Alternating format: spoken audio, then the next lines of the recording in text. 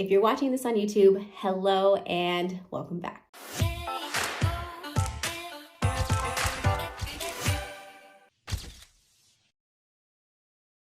I'm so excited to get back to podcasting. It's been such a long time. I took a break after Slay the Spray, so if I went MIA on you and you noticed, that is why. Nothing bad happened, nothing crazy happened.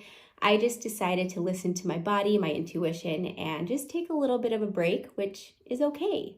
We all deserve a break, okay? We can't be like in this hustle mode 24/7, going 24/7, because it just doesn't make sense for our lives. We're not meant to do all of that. So thank you guys for being patient with me. I wanted to do a two-part episode today and talk a little bit about 2022 and ending that year. I can't believe, I remember being a little kid and being like, when does 2022 come back? Or whatever year we were in, when does this year come back again? And I remember my dad saying it never comes back. And my heart just broke because I realized time goes by and it doesn't come back, right? So 2022 has closed, doesn't come back, it's over, it's done. And for many of us, I think it's bittersweet. We went through this year. For me, it was a great year. I feel like I could have gone a little bit longer with 2022 happening, but I'm glad that 2023 is here because I love starting fresh. I love feeling like there's just a whiteboard of freshness in front of me and the opportunities are endless. And I know for a lot of you guys probably feel the same. So while 2022 is bittersweet, I am happy to be here in this moment now in 2023. And I just wanted to thank 2022 for bringing so much into my life. We had the best year for Slay the Spray. It was my favorite Slay the Spray to date. So many things going on. I've collaborated and made friends with so many beautiful women on this platform and on Instagram and just the interwebs. And I am so grateful for all of those relationships and friendships that have been created because without them, I definitely wouldn't feel as good as I do today. And really, I think we all need support, right? So it's really nice to have the support of people who love me and people that I love. I also bought my first investment house in 2022. Did that towards the end of the year, so I haven't talked about that much, but it's definitely a learning curves, I should say. There's so many different things that I didn't know about because I've never purchased an investment property ever in my life. So being that this is the first one, I'm definitely learning a lot of things, and I hope to share that with you guys because if you're in a situation where you're thinking about doing something like this, hopefully I can be of some guidance to you guys. I also bought a new car towards the end of the year, which is really exciting. But my favorite thing about 2022 has been really connecting with my boy, my almost 2-year-old boy.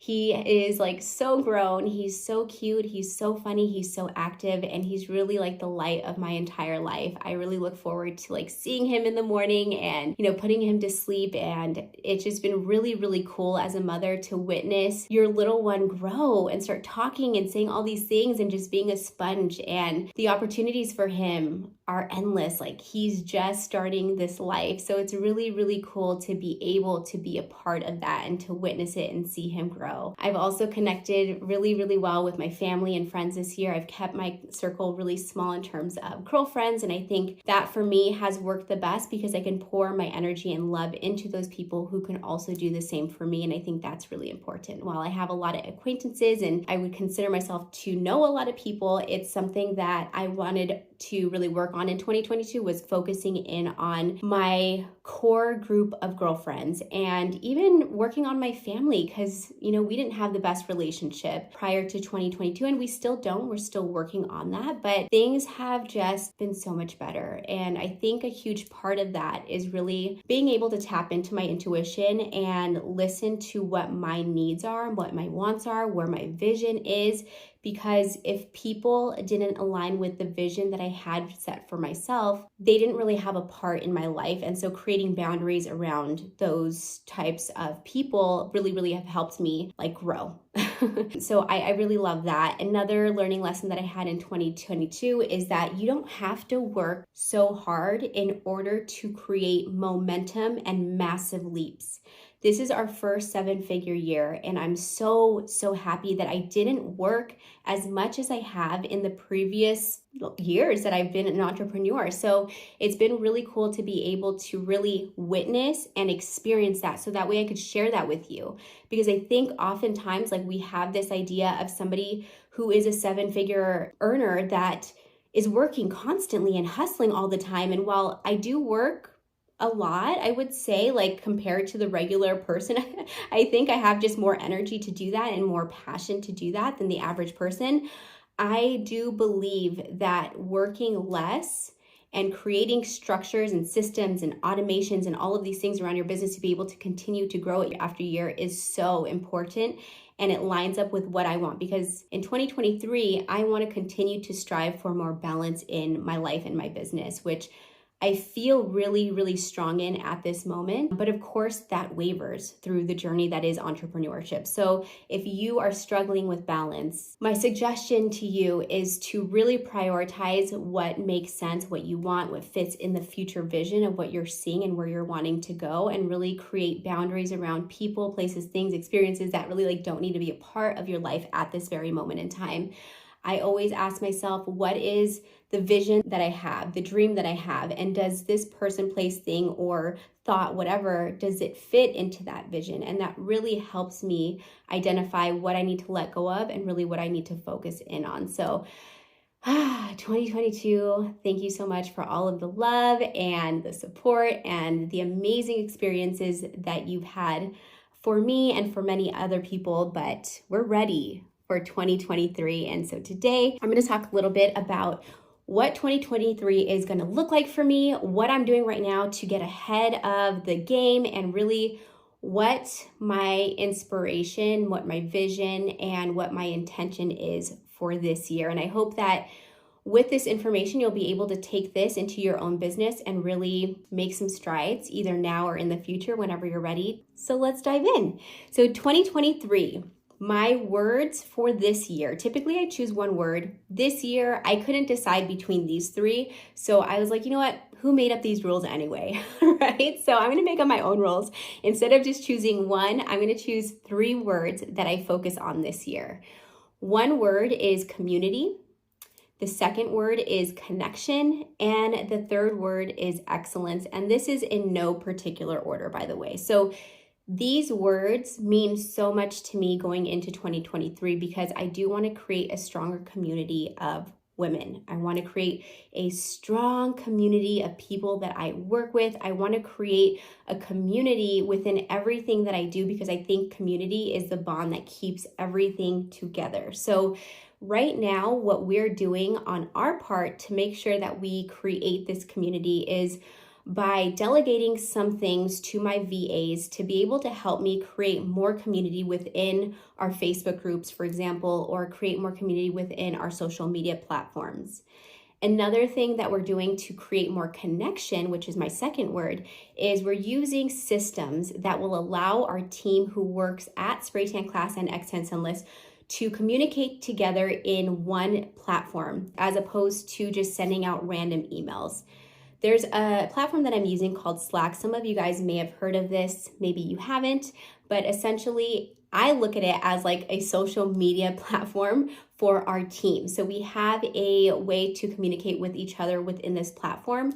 And instead of us working remotely by ourselves, we are still working remotely, but at least in this channel, we're able to communicate together and we can share our wins, share our losses for the week, really create that community, that connection between us because we were lacking that previously. And lastly, my third word is excellence. And what we're doing for that is making sure that everything that we're doing has a purpose, has a reason, has a strategy behind it, and is impactful AF for anybody involved.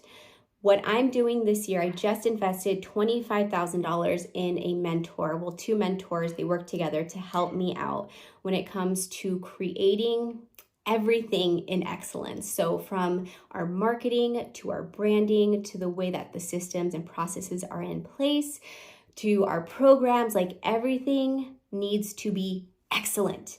And I think we do a pretty dang good job right now, but I hired a mentor and, well, 2 mentors, as I mentioned earlier, to really help me identify some of the blind spots that we have, because I know that I don't know everything. And I know that the more that I learn and the more that I grow, the more that I don't know. Like, it's incredible how many times like you up level and you were just like, whoa, how did I not know that? Or there's just so much more to learn that I don't know. So I prefer to hire somebody who already knows what this is to take me from A to Z quicker, so that way I can expand my business quicker. And really, that's what mentors and coaches are for. So I'm really excited to work with them. I'm super excited to get back into the game and like work more this year. But that's only because I really didn't feel like in 2022 I worked much at all. Still worked, but I didn't feel like I worked that much. So this year, I really want to focus in on working more this year to get this right systems, the right team players in place, to get everything aligned. And then that way, going forward, we have our system structures and all of these things are running more smoothly, so that way I don't really have to work going forward. So that's the goal for 2023. A couple of things that I want to do in 2023, and hopefully you want to do too, is to stop playing small. I feel like I do a great job, but I also know that there's so much more that I could do. And being that 2022 was my chill, kick it year, this year I want to stop playing small, and I really want to expand by putting myself in scarier situations, as crazy as that sounds. Like, I want to say yes to the crazy thing. I want to say yes to the scary thing. I want to put myself out there and ask for the scary thing, because as you guys know, closed mouths don't get fed. So if we don't get fed, if we don't ask for what we want, we will never get what we want. And so for me, what this looks like is opening up to public relations and getting on TV and talking more about the Sunless industry and how exciting it is to be a part of this industry. I cannot wait to see what doors open this year, because I have this really strong feeling that with this intention and with this mindset that I have going into 2023, there's going to be so many doors that open, and I'm so excited to just bust through those doors. Another thing that I want to focus on this year is myself, in the sense of health. Now, if you guys know me or have been following me for a while, you probably know I love my green drinks, I love juicing, I love working out, I love being healthy, but I really want to tap into my spirituality a little bit more. So when I say health, I do mean physical health, I mean emotional health, I mean mental health, I mean spiritual health, I mean financial health. Like, I want to be better at all of that. And that's a lot to ask of somebody, to be honest. So I know that I'm going to probably struggle with this a little bit going into this new year, but it is something that I do want to focus on, especially like doing something as simple as getting off the phone, after a certain time. Or, I put a phone lock on my phone, like a timer on my phone for as much time as I can be on social media, on Instagram, Facebook, and TikTok. Like, I'm only allowing myself a certain amount of time. Another thing that I feel like is super beneficial, that is such like a small thing to do and just a small shift that can change the trajectory of my day, is by going out and taking a walk or laying outside in the sun within the first hour of waking up. I loved doing this. I've done this a couple of different times, and I've loved doing this throughout the year, just kind of sporadically, but I want to be more intentional and do this more frequently, so that way I can feel good in my body and I can have this like really nice grounded feeling as I move through the day. I'm also going to be working on organization, so processes, systems. If you guys know me, you know that I love anything that I can delegate, that I can automate, and that I can systemize. And while we've done a really good job at this so far, again, the more that I know, the more that I know that I don't know. And there's so many other things that we can systemize and we can have better processes for. So I actually hired an OBM, that is an online business manager. She is saving my life right now. I'm paying her $80 an hour, you guys, to help me systemize and strategize and get everything organized on the back end of things. So she's creating SOPs for us. She's in there like helping the team out. She's, a team manager. What she's done for me over the last month has been incredible. And I feel so much stronger in my business just by having her as a part of it. So yes, $80 an hour is an investment, but in the long run, this investment is really going to help me feel more confident as a CEO in my business, but it's also going to help me bring on the right people into our business and have them learn how to flow with us in a way that makes sense and is easier and more productive for every person involved. So she is so worth the $80 an hour. This year, we're also going to focus on lead generation. So this is something that I haven't really focused on too heavily over this last year because, again, I've been in flow mode and I'm tired of just being comfortable. So I'm going to be sharky this year. We're going to have systems in place and people in place to create lead generation. Now, what this is basically people or systems that can help you find people who are your ideal client, okay? So if you're working as a mobile artist or if you're in a salon or you have an at-home business, you need to focus on leads to get new clients, right? So this is what we're going to be doing for 𝗥𝗲𝗃 Sunless and Spray Tan class. We're going to find leads to be able to nurture those leads and nurture our audience and put them into systems where they get to know who we are, what we do, how we can serve them, and hopefully at some point they can convert into paying clients. So I hope that this has helped you guys. I hope this gives you some ideas on what you can do in your own business.